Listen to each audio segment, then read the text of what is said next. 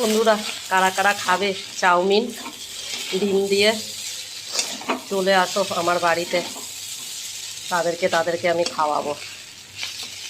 দেখো আজকে কি করেছি, চাউমিন করেছি আর বাদামটা ভেজে রেখেছিলাম, এটা দিয়ে দেবো এর মধ্যে।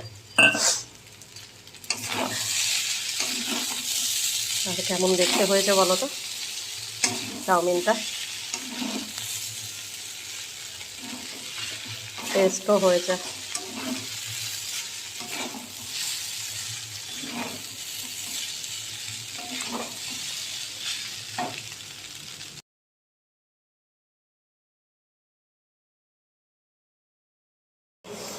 দেখো এবারে চাউমিনটা নিয়ে নিয়েছি খাওয়ার জন্য।